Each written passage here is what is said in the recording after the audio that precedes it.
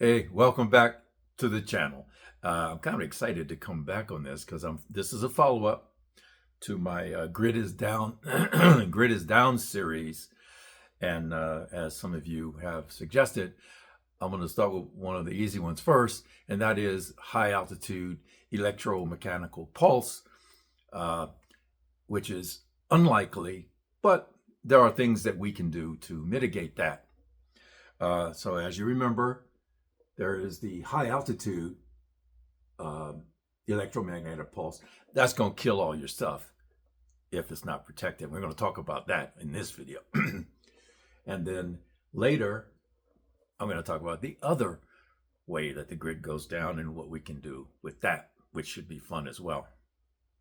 So the truth is that if there is a high altitude electromechanical pulse, it's going to, if it's not protected, it's going to brick everything. So if you have something that you really want to be able to use, it has to be protected. Well, how do we do that, right? There are only two ways that can happen that I've been able to determine, and I use both. I'll show you what I mean. One is you use Faraday technology. Faraday is a name of a scientist way back when, way back 1800s or something. Brilliant guy, but in the electricity area.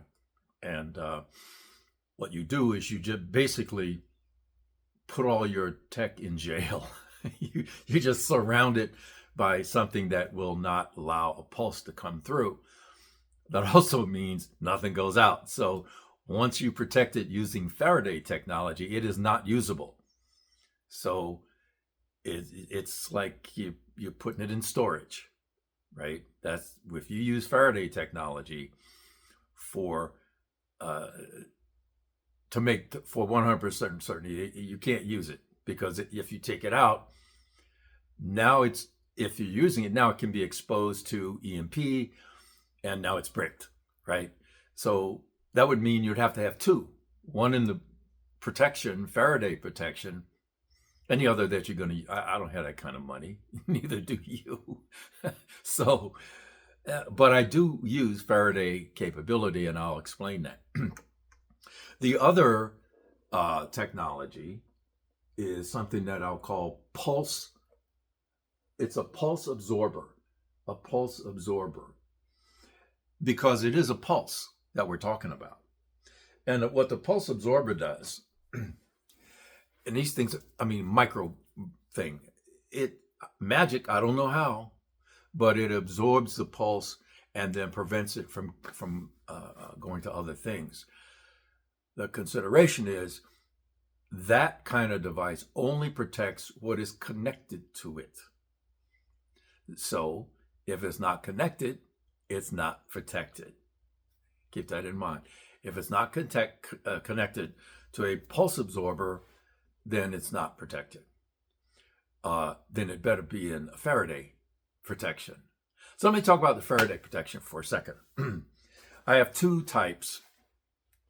One I use every day, but not to protect against EMP, right?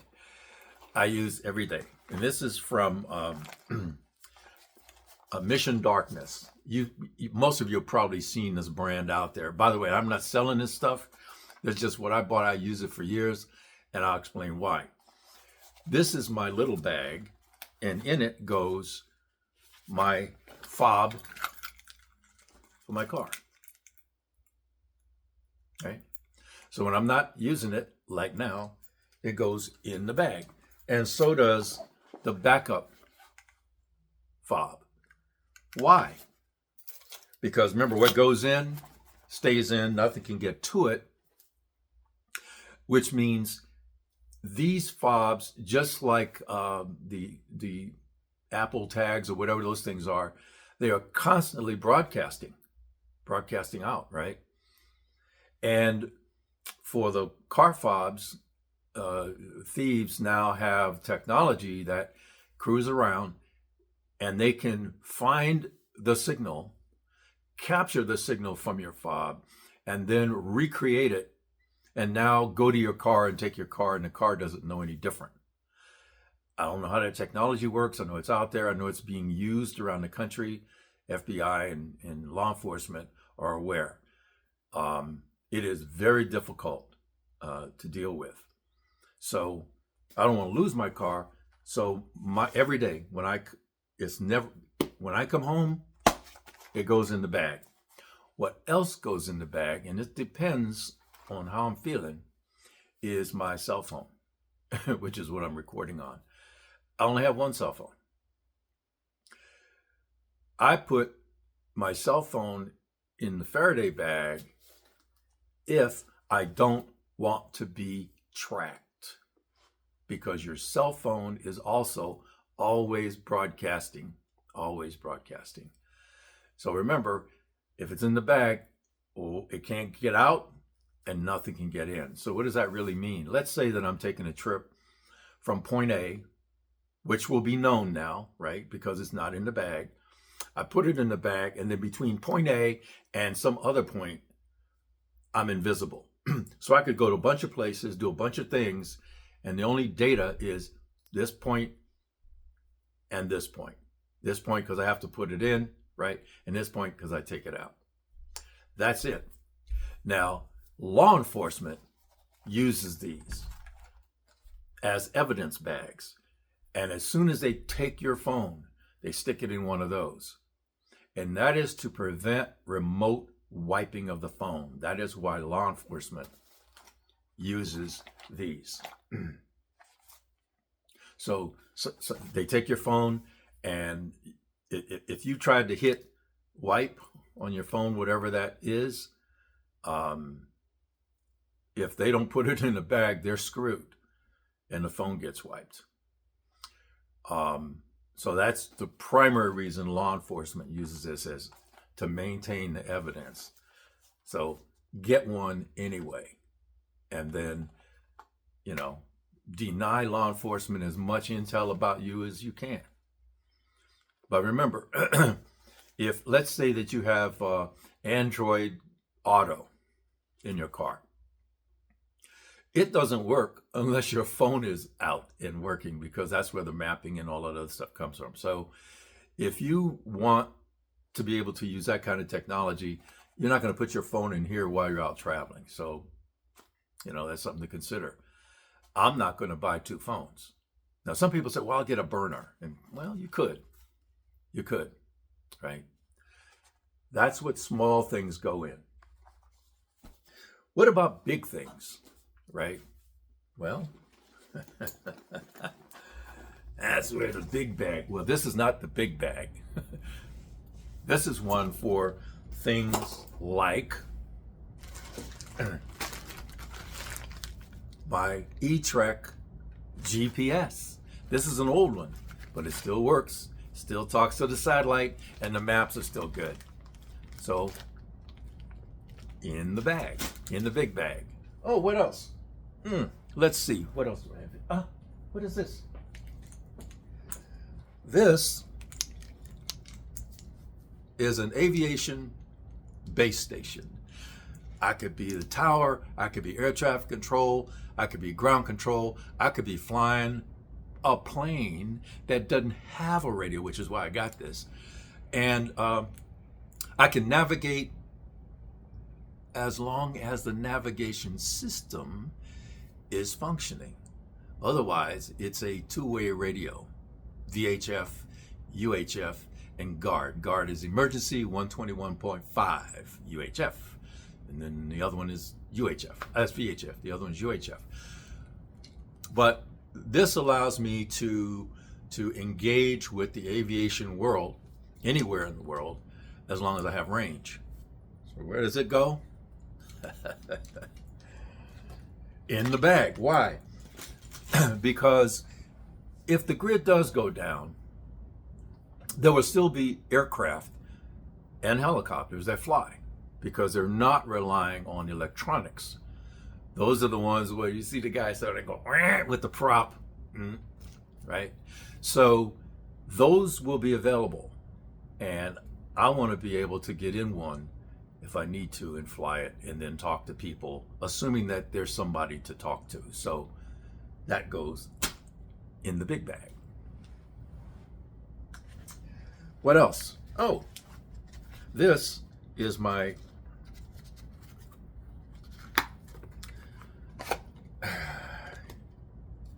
InReach. This is the old school one, the small one. GPS with SOS. As long as the satellites work, you can communicate up to it, and it will try to communicate down to the stations that are close to you. Now remember, if it's an EMP, it will probably be regional, right? And the ground stations that will talk to the down signal may not be working. If you're in another place that's outside of the affected place, then it will. So this becomes an SOS. You can also do text messaging with it. That assumes that the InReach people have not bricked your monthly plan if you're paying for it, because how they're going to know that you paid, right? Because it is a monthly fee kind of thing. But that goes in the bag. So now I have a GPS. I have 2 GPSs, right? I actually have 4, but the other 2 not going to bag because I use them every day. Which is the other one? The one that's in the phone that I'm talking to.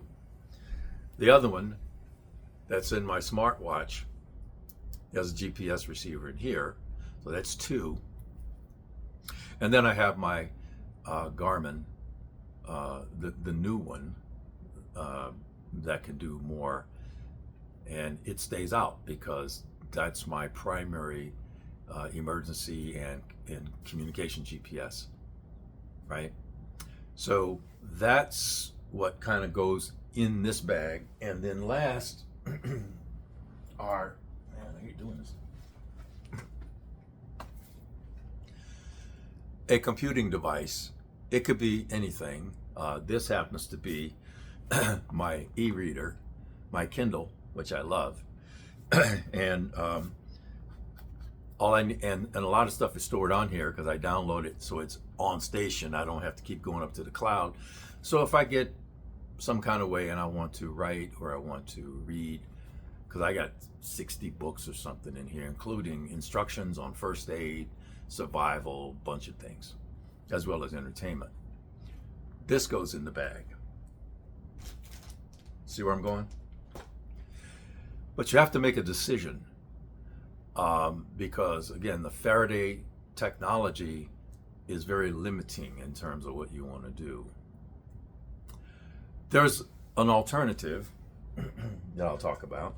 Oh, the other thing that goes in the bag, don't forget, if you have rechargeable flashlights or any flashlight like that, it's going to get bricked if it's not protected. So I like to have light. So this one in the bag. So that's the Faraday technology. I've seen some where people want to put a Faraday wrap around their vehicle. Your vehicle can't go anywhere. It's in prison, right? I don't know. That's kind of crazy to me. However, there are devices that you can get to protect what is connected. There are 2 types of technologies. I'm not going to get into the science of them. They are different, but they are both supposedly effective. One costs $75, as these. The other costs $350. And those have to be hardwired either into your car or into your home fuse box. So I decided to get these, right? And you can find them on Amazon, they're whatever, and you can do your own research, but these are made in here, right? TRAP stands for Transient Reducing Auxiliary Plug. remember I said it gets at and reduces the pulse, and that's what these do. The other ones say they do the same thing. There is a mil spec for those of you that might be interested. But the technology between the two is different.